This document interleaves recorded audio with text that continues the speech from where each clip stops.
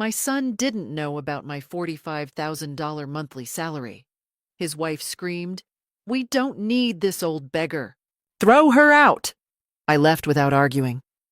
A week later, I took their house for myself. I'm glad you're here with me. Please like this video and listen to my story till the end and let me know which city you're listening from. That way I can see how far my story has traveled. I never told my son Daniel about my real salary. Why would I? For 30 years, I worked as a senior financial consultant, quietly building a comfortable life. After my husband passed 5 years ago, work became my anchor. $45,000 a month was more than I needed, so I helped Daniel and his wife Jessica buy their dream house. They thought I contributed a little from my pension. They had no idea I paid the entire down payment and held the deed in my name. I lived modestly in my small apartment across town, visiting them every Sunday for dinner. Jessica always seemed distant, polite, but cold. I attributed it to generational differences. She was 32, ambitious, always scrolling through her phone during conversations. Daniel, my only child, seemed happy enough. That's all I wanted. The first crack appeared 3 months ago. I arrived for Sunday dinner with homemade apple pie, Daniel's favorite since childhood. Jessica opened the door, her expression immediately souring. "Oh, you're early." "I'm right on time, dear. 6 o'clock, like always." She didn't move from the doorway. "Daniel's working late. Again. Honestly, I don't know why we keep doing these dinners when he's never here." My stomach tightened, but I smiled. "Well, perhaps we could have a nice chat, just us girls." "I have a headache." She finally stepped aside, letting me into my own house, though she didn't know that. "Just leave the pie in the kitchen." I noticed things that evening. The new furniture, designer bags on the counter, a brochure for a Caribbean cruise on the coffee table. All while Daniel worked overtime at his accounting firm, stressed about their mortgage payments. How could they afford this? The second warning came 2 weeks later. I stopped by unannounced, something I rarely did, to drop off some documents Daniel needed. Through the window, I heard Jessica on the phone. "No, Mom. We can't afford to help you right now. We're barely keeping our heads above water." "Yes, the house payment is killing us." "No, Daniel's mother doesn't help. She's got nothing anyway." "Nothing?" I stood frozen on their porch, my hand halfway to the doorbell. That's when the pieces started falling into place. They thought I was poor. They thought I was barely scraping by on Social Security. And Jessica resented what she perceived as my neediness, my Sunday dinners, my presence in their lives. I left without knocking. The following Sunday, I came for dinner as usual. This time, Daniel was home, but something felt different. Tense. Jessica kept whispering to him in the kitchen. When we sat down to eat, she barely touched her food. "Mom," Daniel started, not meeting my eyes. "Jessica and I have been talking." "We think," Jessica interrupted, her voice sharp, "that you should consider other arrangements." I set down my fork carefully. "Other arrangements?" "You're getting older." She leaned forward, her tone dripping with false concern. "Living alone can't be safe. There are facilities, nice ones, where you'd have people around. Activities. You want me to go to a nursing home?" The words came out calmer than I felt. "An assisted living community," she corrected, as if that made it better. "You'd be happier there. And honestly, Daniel and I need our space. We're trying to start a family, and having you here every week, depending on us." "Depending on you?" Something cold settled in my chest. "Don't make this difficult," Jessica snapped. "We can't keep supporting you emotionally. We have our own lives. You need to accept that you're becoming a burden." Daniel shifted uncomfortably but said nothing. My own son, silent. I stood up slowly, gathering my purse. My hands didn't shake. 30 years of high-stakes financial negotiations had taught me control. "I understand perfectly," I said quietly. That's when Jessica made her fatal mistake. Perhaps emboldened by my calm, perhaps finally revealing her true nature, she stood up too, her face twisted with contempt. Good, because frankly, we don't need some old broke woman hanging around playing the martyr. Daniel, tell her, we don't need this. She gestured at me wildly. This old beggar in our house, throw her out. The words hung in the air like poison. Daniel's face went pale. Jessica, I mean it! Out! I looked at my son. He looked at the floor. I walked to the door, opened it, and left without another word. But as I drove home that night, I wasn't crying. I was calculating. They wanted me out of their lives? They were about to learn exactly what I'd been in their lives all along. The drive home took 20 minutes, but it felt like seconds. My mind was racing, processing, recalculating everything I thought I knew about my relationship with my son. When had I lost him? Or had I ever really had him? I pulled into my apartment parking lot and sat in the darkness, engine off, hands gripping the steering wheel. The neighbor's cat wandered past my windshield. Normal life, continuing as if nothing had changed. But everything had changed. This old beggar. Jessica's words echoed in my head. The contempt in her voice. The certainty that I was worthless, powerless, pathetic. And Daniel's silence. That hurt more than anything. I finally went inside, made tea I didn't drink, and sat at my kitchen table with my laptop. Time to face the numbers. I opened my files, the real ones, the ones Daniel had never seen. The house at 2247 Maple Street, valued at $680,000. Deed holder, Margaret Ann Foster. Me, down payment, paid in full, $200,000. From my savings. Monthly mortgage payment, $3,100. Auto pay from my account, disguised as coming from D. Foster's checking. Daniel thought he was paying it. He wasn't. He was paying me, and I was paying the bank. Total invested in their home, $267,200 over 3 years. I sat back, letting the reality sink in. They were living in my house, thinking it was theirs, while calling me a beggar. The fear came then. Not of losing money. I could absorb that loss. Fear of losing Daniel forever. What I was considering. There would be no coming back from it. My hands trembled as I reached for my phone. I could call him. Explain. Surely, if he knew the truth, He'd what? He stood there while his wife called me a beggar and demanded I be thrown out. He said nothing. I put the phone down. At 3 a.m, I was still awake, walking through my apartment thinking. My late husband Robert's photo watched me from the mantel. What would you do? I whispered to his frozen smile. Robert had always been clear about family. Love them, Maggie, but don't let them walk over you. Respect is a two-way street. By dawn, my decision was made. I would give Daniel one chance. One opportunity to show he was the man I raised, not the silent bystander I saw last night. If he called to apologize, to stand up for me, to acknowledge that his wife had crossed a line, then maybe we could rebuild. My phone stayed silent all day Monday. Tuesday morning, I called my office and took a personal week. Then I called my lawyer, Thomas Chen, who'd handled Robert's estate and my financial planning for years. Margaret, good to hear from you. What can I do for you? Tom, I need you to pull the deed for 2247 Maple Street. I want to know my options. There was a pause. Tom was smart enough to know this wasn't a routine question. Is everything all right? Just exploring possibilities. Can we meet tomorrow? Of course, 10 a.m. Wednesday morning, still no call from Daniel. I dressed in my good navy suit, the one I wore for difficult client meetings, and drove to Tom's office downtown. He had the documents ready, spread across his mahogany desk. Walk me through the situation, he said gently. I told him everything. The secret payments. Jessica's outburst. Daniel's silence. Tom listened without interrupting, his expression carefully neutral.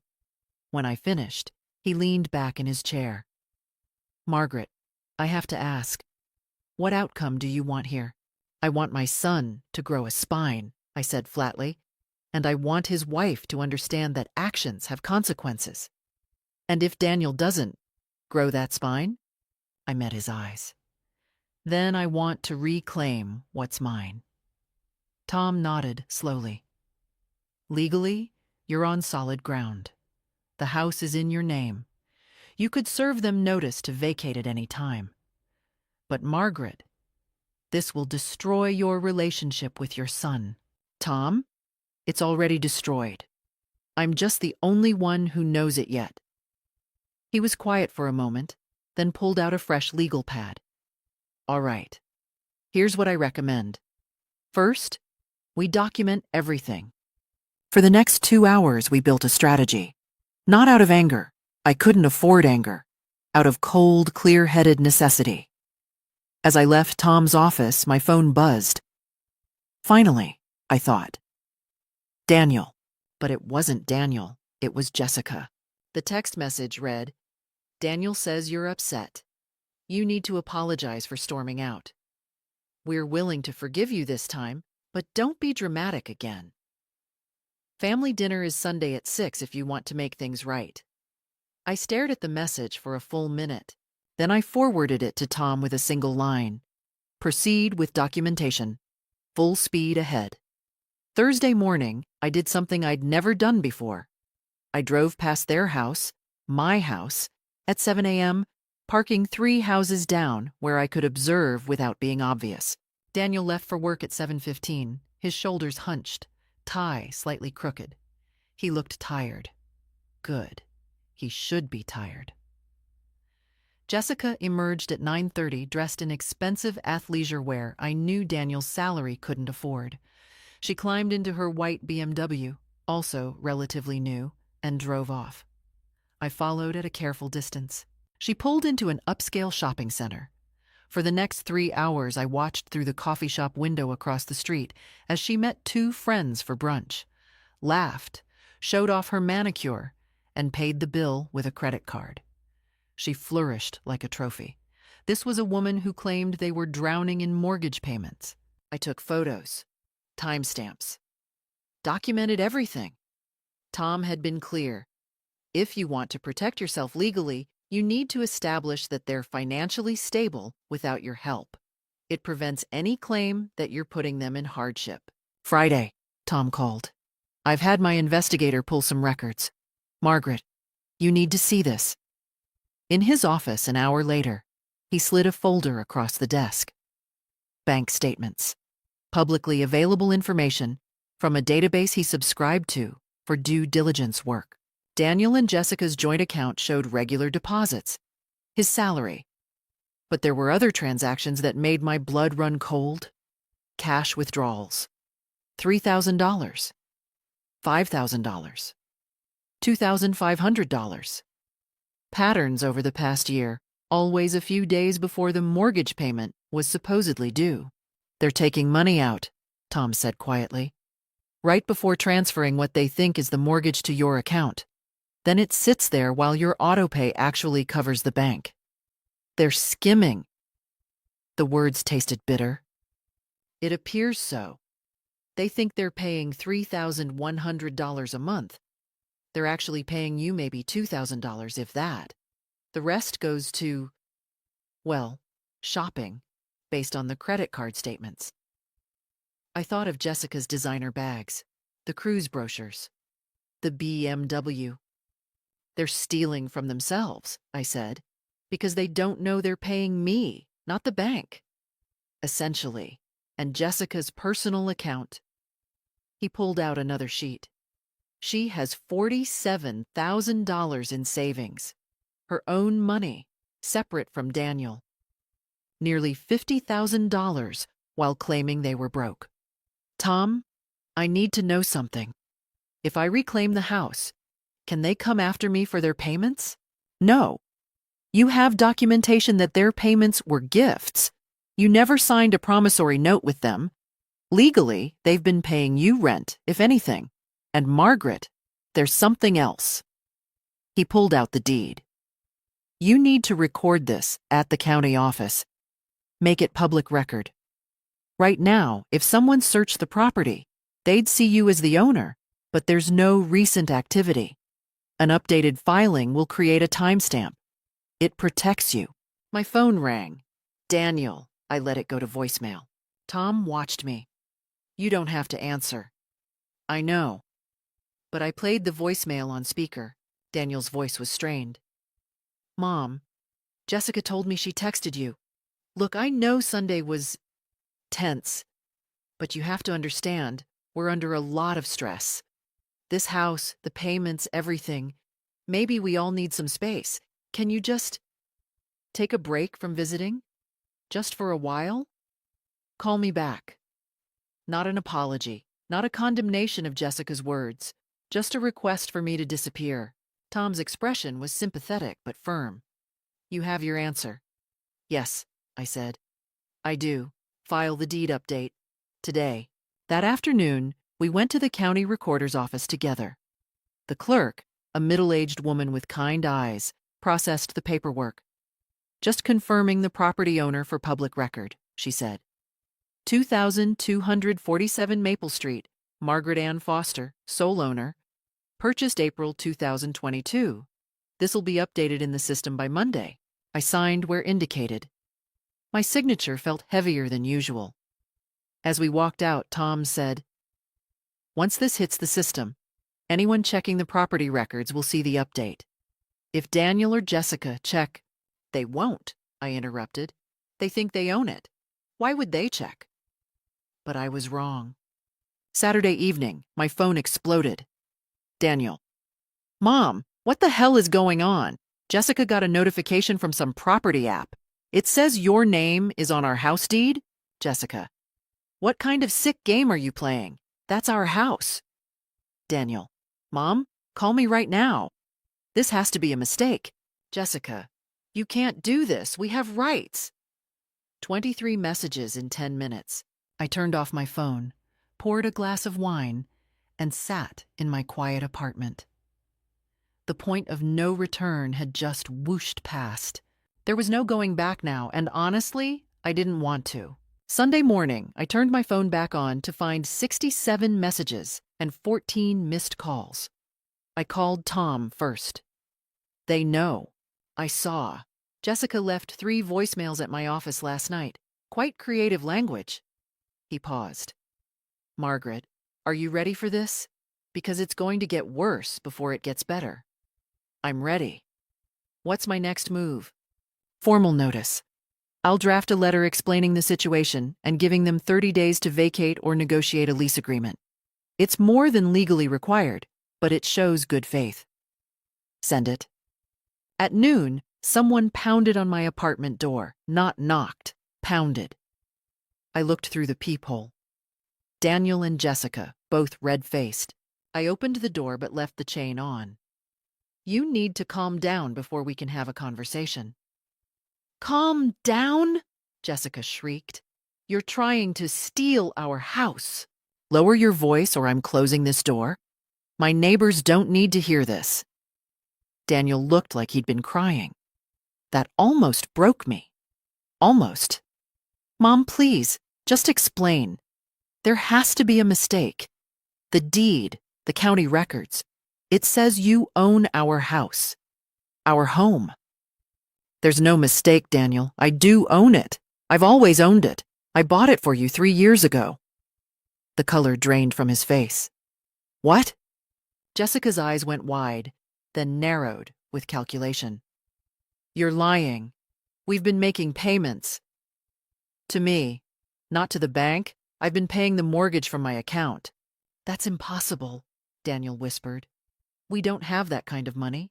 You don't have that kind of money?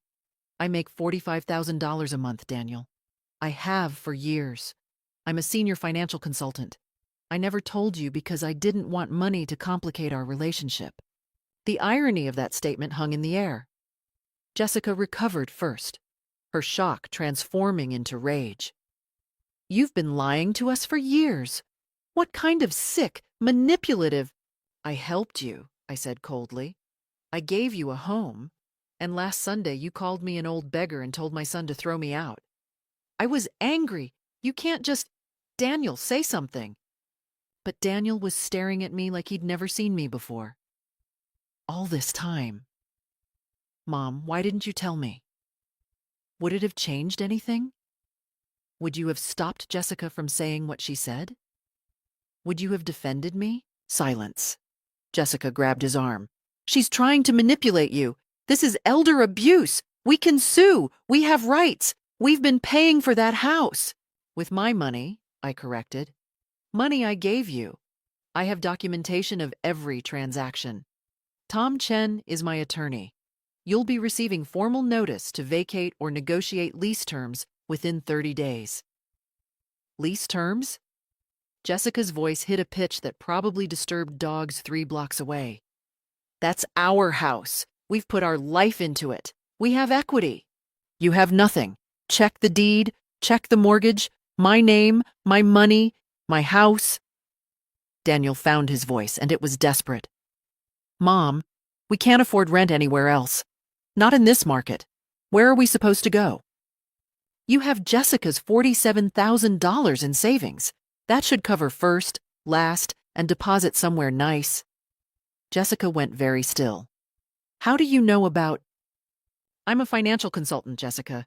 Due diligence is literally my job. You investigated us? Daniel looked sick. I protected myself. Tom? I hadn't noticed Tom coming up the stairs behind them, but there he was, briefcase in hand, looking every inch the attorney. Mr. and Mrs. Foster, he said pleasantly, I have your formal notice here.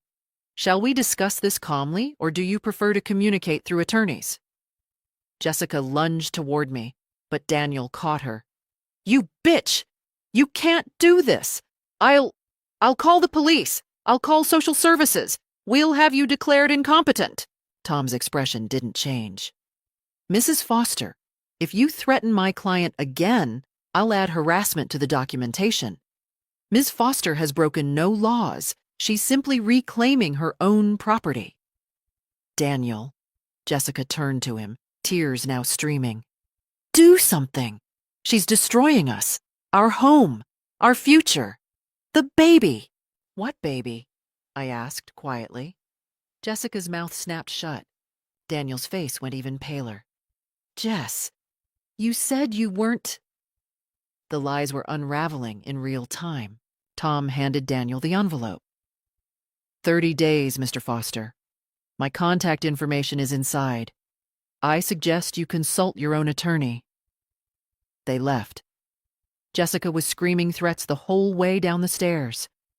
Daniel was silent, the envelope clutched in his shaking hands. I closed the door and leaned against it. Tom touched my shoulder gently. Are you all right? No, but I will be. Take some time, Margaret. A few days. Don't answer calls. Let them process this. The next contact should be through me. He was right. I needed distance, clarity. I booked myself into a spa resort 2 hours north, turned off my phone. For 4 days, I swam, got massages, read books, and didn't think about my son or his venomous wife. I needed to remember who I was before I became Mom the Beggar. I was Margaret Foster. I'd built a career, survived widowhood, raised a child alone. I was not weak, and I would not be treated like I was. Friday afternoon, I returned to my apartment refreshed, clear-headed, and ready for whatever came next. What came next was an envelope taped to my door. Inside, a handwritten letter from Daniel. No Jessica's handwriting, just his. Mom, please, let's talk. Just you and me. No lawyers, no Jessica. I'm begging you. There's a cafe on Riverside, the one near where we used to get ice cream when I was a kid. Saturday, 2 p.m.? Please, I need to understand. Daniel quote. I read it 3 times, looking for manipulation, for tricks. but it sounded like my son, the son I used to know. Tom's voice echoed in my head. Don't meet without me present. But this was still my child. Saturday, I arrived at Riverside Cafe at 1:55. Daniel was already there, in the corner booth, looking like he hadn't slept in days. No Jessica in sight. I slid into the seat across from him. 5 minutes, Daniel. Then I'm leaving. She doesn't know I'm here, he said immediately. I told her I was meeting a college friend. So you're lying to her now, too? He flinched. Mom, I don't know what to believe anymore. About you, about Jessica, about anything. The truth is simple. I bought you a house. Your wife called me a beggar. You said nothing. I'm taking back what's mine. It's not that simple. His voice cracked. Mom, I was in shock that night. I should have defended you, I know that. But Jessica, she's under so much pressure. Her mother's sick. Her job is terrible. We're trying for a baby. Are you? Because she mentioned a baby that doesn't exist when she was trying to manipulate you on my doorstep. Daniel's face went red. She was emotional. But Mom, can't you see? This house thing, taking it away, it'll destroy us. Is that what you want? To destroy your own son? I want you to stand up and be a man, I said quietly. I want you to acknowledge that what Jessica said was unforgivable. I want you to show me that I raised someone with a spine. I'm here, aren't I? In secret. Lying to your wife to meet your mother. That's not courage, Daniel. That's cowardice with better lighting. He leaned forward, desperate now. What do you want from me? Tell me, and I'll do it. An apology? We'll both apologize. Money? We'll pay you back. With what money? Jessica's secret savings? His mouth opened, closed. You really did investigate us. I protected myself. You made that necessary. Mom. He reached across the table, trying to take my hand. I pulled back. Please. I'm asking you, parent to child, don't do this. We'll do better. I'll do better. Just give us another chance. This was the temptation, the soft words, the appeal to motherhood, to forgiveness, to unconditional love. How easy it would be to say yes, to take him back, to pretend that night never happened. But it did happen, and nothing he'd said acknowledged the fundamental problem. Jessica's cruelty, his silence, the lack of respect that had been building for years. Daniel, when your father died, you were 26. Do you remember what you said to me? He blinked, confused by the shift. I said I'd take care of you. You said, Mom, I'm the man of the family now. I'll make sure you're never alone. Do you remember that? Yes? Where was that man last Sunday? Where was he when Jessica demanded you throw me out? Where was he when she called me a beggar in my own house? Tears were sliding down his face now. I'm sorry. God, Mom, I'm so sorry. Sorry isn't enough. Not anymore. I stood up. Daniel grabbed my arm. Please, don't leave. Not like this. The notice stands. 30 days. After that, we'll see. We'll lose everything.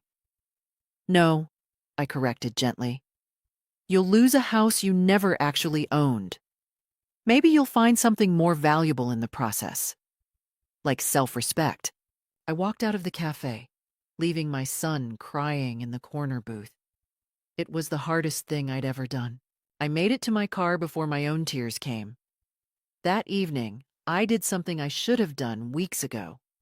I called my college roommate, Patricia, who lived 2 states away but had remained a close friend through decades. Maggie? Sweetheart, you sound terrible. What's wrong? I told her everything. She listened without interrupting, making occasional sounds of sympathy and, toward the end, outrage. That little witch called you what? Patricia's voice could strip paint. And Daniel just stood there, like a statue. Oh, honey, I'm so sorry, but I have to say, I'm proud of you. That surprised me. Proud? You're standing up for yourself. So many women our age, we let our kids walk all over us because we're afraid of losing them. But Maggie, you can't lose what you never really had. Her words settled something in my chest. You need support, Patricia continued. Real support. Not lawyers, though thank God for Tom, but friends. People who remind you that you're not crazy for expecting basic human decency. I feel so alone. You're not. I'm coming to visit next weekend. We'll have wine and remind ourselves that we're magnificent women who don't take crap from anyone. How's that sound? I smiled for the first time in days. That sounds perfect. After we hung up, I felt steadier, grounded. The phone rang again, unknown number. I almost didn't answer, but something made me pick up. Is this Margaret Foster? A young woman's voice. Speaking. Ms. Foster, my name is Rachel Kim. I'm with the County Mediation Services. Your son, Daniel Foster, has requested family mediation regarding a property dispute. Would you be willing to participate? I paused. Mediation. A neutral third party. Maybe that was what we needed. I'll need to discuss it with my attorney first. Of course. I'll email you the details. Just so you know, Ms. Foster. Mediation is voluntary, but it often helps families find solutions without going to court. After she hung up, I felt something shift. Maybe there was still a path forward, or maybe it was just another trap. Either way, I wasn't backing down. The mediation email came Tuesday morning, along with a separate message from Daniel. Please, Mom, let's try this. For us, I discussed it with Tom over lunch. He was skeptical. Mediation only works if both parties come in good faith. Do you trust that Jessica will? No, but I trust that if she doesn't, it'll be documented by a neutral third party. Tom smiled slightly. Always thinking like a consultant. All right, I'll be there with you. The mediation was scheduled for Friday afternoon at a bland office building downtown. Rachel Kim met us in the lobby, a petite woman in her 30s with a calm, professional demeanor. Ms. Foster, thank you for coming. Mr. Chen, good to meet you. The other party is already in the conference room. Both of them? I asked. Yes, Daniel and Jessica Foster. Tom and I exchanged glances. So much for just you and me, Mom. The conference room was aggressively neutral. Beige walls, a long table, a box of tissues strategically placed in the center. Daniel sat on one side, looking nervous. Jessica sat beside him, dressed in a soft pink blouse and pearls, her hair perfectly styled. She looked like she was going to a garden party, not a mediation. Margaret, Rachel began warmly, thank you for joining us. The purpose of today is to facilitate open communication and hopefully find a resolution that works for everyone. This is a safe space. Everything said here is confidential, except what my attorney and I choose to use later, Tom said pleasantly. Rachel's smile tightened slightly. Within legal bounds, yes. Shall we begin? Daniel, you requested this mediation. Would you like to start? Daniel cleared his throat. Mom, I wanted to say, in front of a witness, that I'm sorry for not defending you that night, for not standing up to Jessica when she said those things. It was wrong. You deserved better. It sounded rehearsed, but there was genuine emotion in his voice. Jessica squeezed his hand supportively, her face the picture of contrition. I'm sorry too, Margaret, she said softly.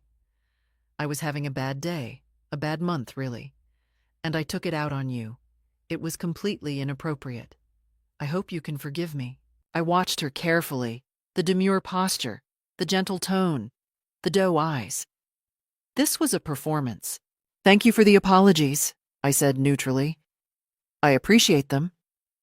Rachel looked pleased. Wonderful. Now, regarding the property at 2247 Maple Street. I'd like to propose a solution, Jessica interrupted gently.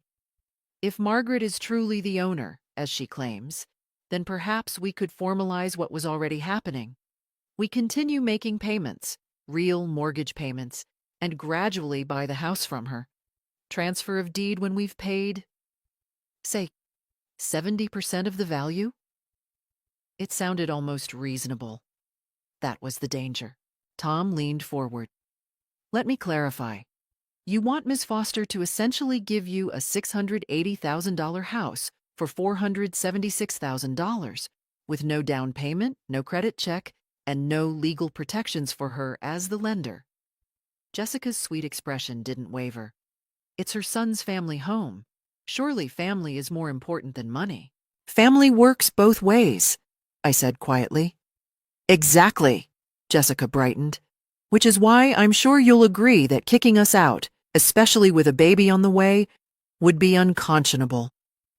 I glanced at Daniel. He was looking at the table. You're pregnant? I asked directly. A tiny pause. We're trying, actively. And the stress of potentially losing our home isn't helping. Rachel intervened. Perhaps we could discuss a lease option? Ms. Foster retains ownership, but allows Daniel and Jessica to remain as tenants? At what rent? Tom asked. Market rate for a $680,000 home in that neighborhood would be approximately $4,200 a month. Jessica's mask slipped for just a second. Her eyes hardened. That's ridiculous. We can't afford that. You have $47,000 in savings, I said. The room went very quiet. Jessica's face flushed. That's private information. You had no right. I had every right to conduct due diligence on people who were making claims about financial hardship. This is harassment. Jessica stood up, her sweet facade evaporating. You're a vindictive old woman who can't stand that her son chose a wife, that he has his own life, so you're trying to destroy us. Jessica, Daniel tried to pull her back down. She yanked her arm away. No, I'm done pretending. She's been manipulating you your whole life, Daniel. Don't you see? She secretly bought the house so she'd always have control over you, so you'd always be dependent on her. I bought the house so my son would have a home, I said, my voice ice cold. A home he couldn't afford on his own. I asked for nothing in return except basic respect. You couldn't even give me that. Because you don't deserve it. You're a controlling, manipulative... Mrs. Foster. Rachel's professional calm was straining. Please, sit down. Why? So she can keep playing the victim? She has $500,000. She could retire tomorrow. But no, she has to punish us for one bad night. One bad night? I stood up too, my own control finally fraying. You called me a beggar. You demanded my son throw me out. And he said nothing. Nothing. That wasn't one bad night, Jessica. That was the truth finally coming out. You want the truth? Jessica's voice was venomous now, all pretense gone. Fine. You're pathetic. You're a lonely old woman who tried to buy her son's love because you have nothing else in your life. No friends. No hobbies. Just sad Sunday dinners where you try to relive the past. Well, newsflash. Daniel doesn't need you anymore. He has me. He has a real family now, and you can't stand it. Daniel was pale as paper. Jess, stop. No, she needs to hear this. She's trying to destroy our lives because she can't accept that she's not the center of yours anymore. I gathered my purse, my hands remarkably steady. Tom, we're done here. Agreed. Running away again? Jessica called after us. Just like you ran away last Sunday? I turned at the door. I gave you a house. You gave me contempt. The eviction notice stands. You have 3 weeks left. We'll sue. We have rights. No, Tom said calmly. You don't. See you in court if necessary, though I strongly advise you to find alternative housing instead. We left. Behind us, I could hear Jessica shrieking and Rachel trying to calm her.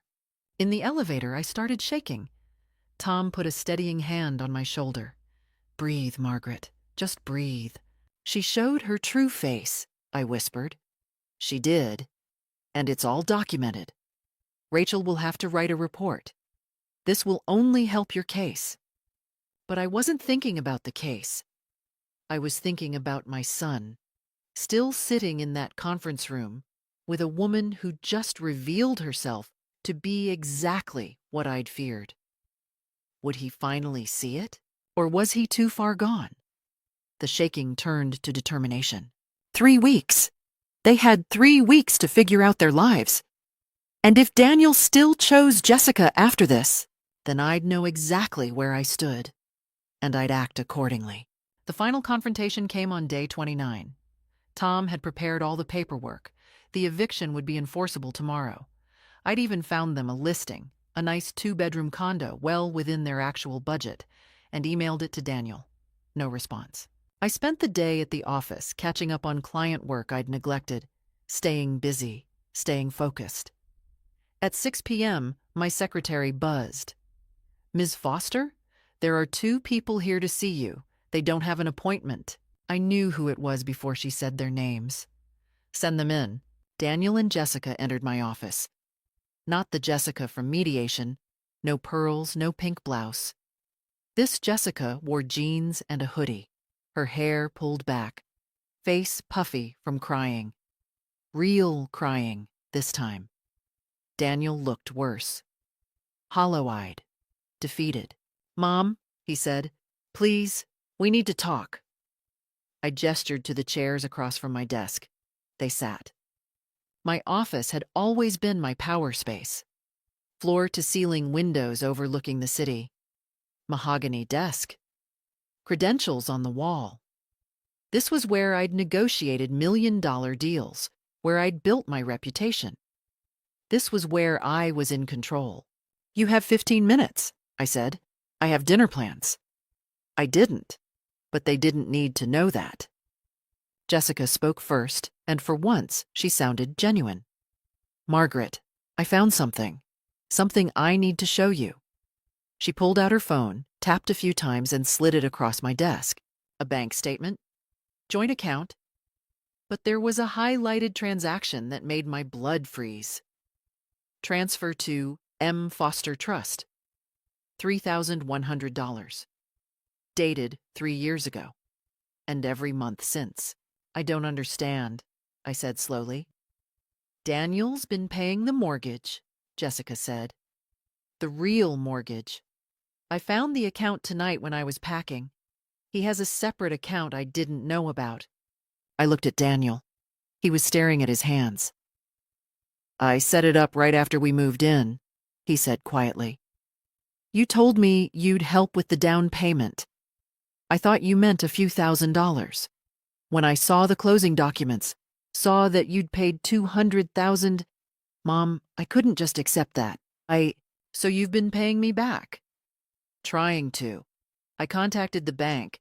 They told me you were the mortgage holder. They gave me an account number. I've been sending money every month. $3,100. I picked up weekend consulting work. Freelance accounting." Jessica thought I was working overtime at my regular job. Jessica's voice was tight. "He's been working 16-hour days for 3 years. I thought he was avoiding me, avoiding our marriage.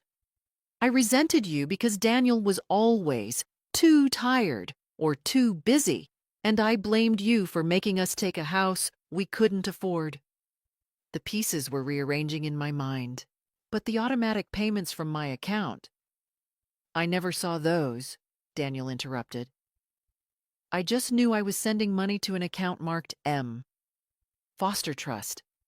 I thought it was going to the mortgage. I didn't know you were paying it separately. You've been paying me $37,000 a year for 3 years, I calculated. Where did you think that money was going? To you, to pay you back. Mom, you gave us $200,000. Did you think I'd just take that and call it even?" My mind was reeling. The skimmed cash withdrawals? My consulting clients pay cash, Daniel said. I deposit it, then transfer it. Jess didn't know about the account, so I had to make it look like the money was coming from our joint checking. Jessica made a sound that was half laugh, half sob. We've been fighting about money for 3 years. I thought we were broke. He wouldn't tell me why. I thought, God, I thought he might be gambling or having an affair. I was trying to maintain some dignity, Daniel said, voice breaking. I couldn't stand the idea of my mother giving me a house like I was a charity case. So I worked myself to the bone trying to pay her back, and in the process, I destroyed my marriage. And I, Jessica said softly, became a monster. I took out all my frustration on the one person who'd actually helped us, because I didn't know the truth. The silence in the office was deafening. I pulled up my own banking records on my computer. There it was. M. Foster Trust, an account I'd set up years ago for estate planning and then forgotten about. Auto deposits of $3,100 for 36 months, $111,600. My son had paid me back more than half the down payment without me ever knowing. Why didn't you tell me? I whispered. Because you'd have told me to stop. And I couldn't. I needed to do this for myself. Jessica wiped her eyes. Margaret, I said terrible things to you, unforgivable things. But I said them because I thought you were this poor woman leeching off Daniel's success while he worked himself to death. I didn't know. I didn't understand. That's not an excuse, I said firmly. No, it's not. It's an explanation, not an excuse. She met my eyes. I'm sorry. Truly, deeply sorry. If I'd known the truth, I'd have been on my knees thanking you, not screaming at you to leave. I looked at my son. Really looked at him. The dark circles. The thin frame. The exhaustion radiating from every pore. Daniel, you worked yourself sick trying to repay a gift I freely gave. It didn't feel like a gift. It felt like debt. Like I owed you. You owed me nothing except respect. That's all I ever wanted. I know that now. I should have known it then. I should have defended you that night, regardless of what Jessica said, regardless of the circumstances. That failure, that's on me. Not on Jess. Not on the stress or the money. On me. Finally. Finally, he understood. The eviction notice, Jessica started. Stands, I said. For now. You're moving out tomorrow. They both slumped. But, I continued, you're moving into the condo I found, which I will rent to you at $2,000 a month, lease in your names until you get back on your feet. Daniel's head snapped up. Mom? And Daniel, you're going to quit those consulting gigs. You're going to sleep. You're going to save your marriage. Understand? Yes. And Jessica. I fixed her with a hard stare.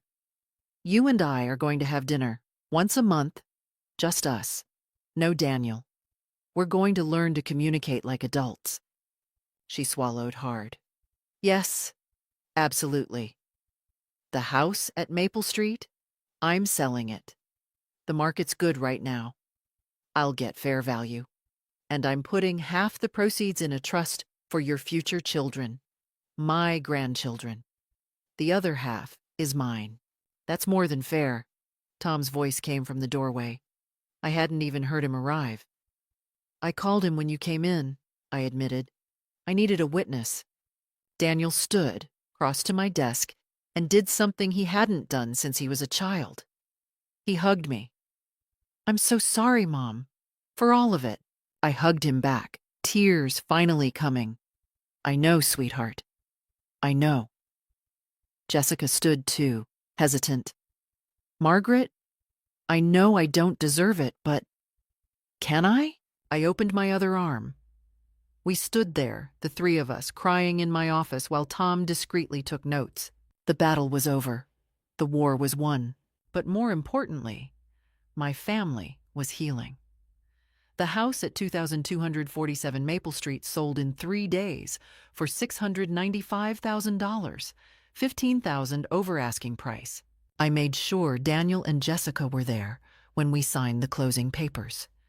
Not to punish them, but so they could see that this chapter was truly closed. The buyer was a young family with 2 kids and a golden retriever. They reminded me of Robert and me, 30 years ago, full of hope and dreams. And they'll be happy here, Daniel said as we watched them do their final walkthrough.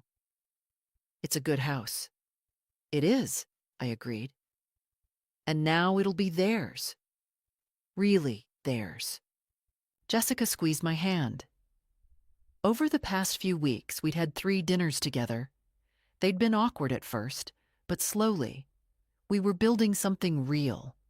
Not friendship exactly, but mutual respect, understanding. I still can't believe I said those things, she said softly, watching the family through the window. You believed a narrative that made sense with the information you had, I said.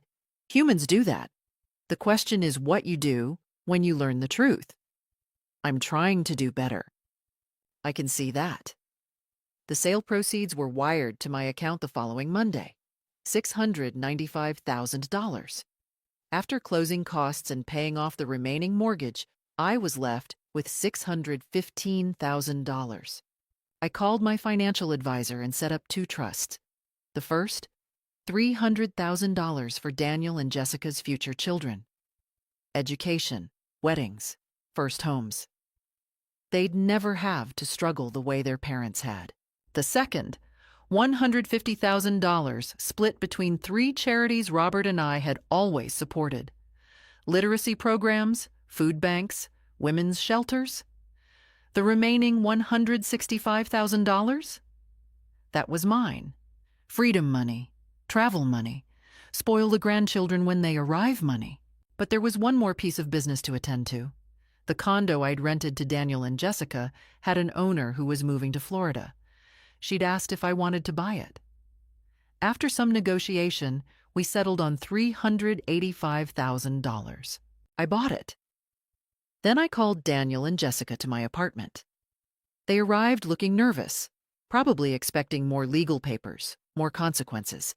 Instead, I handed them a document. What's this? Daniel asked. A deed to the condo, in both your names. Jessica's hands started shaking. Margaret, we can't. You can, and you will, but there are conditions. Anything, Daniel said immediately. I pulled out a contract Tom and I had drafted. 1. You continue to pay $2,000 a month, but it goes into a savings account in your names. When you've saved $50,000, it's yours. Emergency fund. Down payment on a bigger place someday. Whatever you need. 2. Daniel, you're in therapy, weekly, to address your need to prove yourself through self-destruction. This is non-negotiable. He nodded, eyes wet. Already started. 3 sessions in. Good. 3. Jessica, you're going back to school. You mentioned wanting a master's degree in marketing. There's a program at the State University, part-time. I'll cover tuition. Jessica was openly crying now. Why? After everything I said. Because you're my daughter-in-law. Because you're trying. Because I can afford it and I choose to invest in my family. But Jessica, I waited until she met my eyes. If you ever disrespect me like that again, we're done. No second chances, clear? No. Crystal, I swear, Margaret, never again. 4, I continued. Sunday dinners twice a month. You host one, I host one. We rebuild this family properly. And 5? Daniel asked. 5. You name your first child after Robert. Boy or girl, I don't care, but my husband deserves that honor. Daniel laughed through his tears. Deal. All of it. God, Mom, I don't deserve this. No, I agreed. You don't. You both messed up spectacularly, but you're trying to fix it. That counts for something. I handed them the keys to the condo. It's yours. Paid in full. No mortgage. You'll only pay property taxes and HOA fees. Maybe now you two can actually relax and build the life you want. Jessica threw her arms around me. Thank you. Thank you. I'll spend the rest of my life proving I deserve this. Just be a good wife to my son and a good mother to my grandchildren. That's all I ask. After they left, I stood in my apartment alone. The money was spent. The house was sold. The battles were over. I'd won. Not by destroying them, though I could have. Not by holding grudges, though I'd been entitled to. I'd won by forcing accountability, demanding respect, and then, when they'd earned it, showing grace. That's what power really is. Not revenge, not punishment. It's having the strength to say no when necessary and the wisdom to say yes when possible. I poured myself a glass of wine, toasted Robert's photo, and smiled. We did good, honey, I whispered to his frozen smile. Our boy's going to be okay. And for the first time in months, I truly believed it. 6 months later, my life had transformed completely. I reduced my consulting hours and finally started living. Italy for 3 weeks, the trip Robert and I never took. Book clubs, hiking groups, teaching financial literacy to women who needed it. My calendar filled with genuine connections, not obligations. Sunday dinners with Daniel and Jessica became real family time. We laughed, cooked together, talked about things that mattered. Jessica thrived in her graduate program. Her intelligence finally channeled productively. She'd even apologized to her own mother, realizing she'd been projecting her insecurities onto other women for years. Daniel quit his second job, started sleeping, gained back his weight. His therapist helped him understand that accepting help didn't make him weak. It made him human. Your father would be proud of you, I told him one Sunday. I think he'd be proud of you, Mom, for not letting us destroy ourselves. 3 months after moving into the condo, Jessica discovered she was pregnant. A boy. They asked me to be in the delivery room. I cried for an hour, but not everyone's story ended happily. Jessica's mother, Linda, visited once. Within 10 minutes, I understood where Jessica's old behavior came from. Brittle, judgmental, cruel. She tried to criticize me at dinner. Daniel shut her down immediately. She left in a rage. Over the following months, I heard updates. Linda's marriage was falling apart. Her other daughter stopped speaking to her. She was alone, bitter, lashing out at everyone. Jessica had chosen a different path. Meanwhile, I started dating a retired professor named George, redecorated my apartment, bought a piano, and took lessons after 40 years. I lived. One evening, a package arrived. Inside, a onesie reading, Grandma's Little Robert, and a note from Daniel. It's a boy, Mom. Robert Daniel Foster, due in 8 weeks. We can't wait for you to meet him. I sat on my couch and cried happy tears. I'd won my family back, healthier, stronger, honest. And that was the greatest victory of all. So what did I learn from all of this? First, your worth isn't measured by what you give others. It's measured by how you allow yourself to be treated. Second, setting boundaries isn't cruel, it's essential. Sometimes the most loving thing you can do is refuse to enable destructive behavior. Third, grace and accountability can coexist. You can forgive without forgetting. You can help without sacrificing yourself. And finally, family isn't just blood. It's respect. It's effort. It's showing up even when it's hard.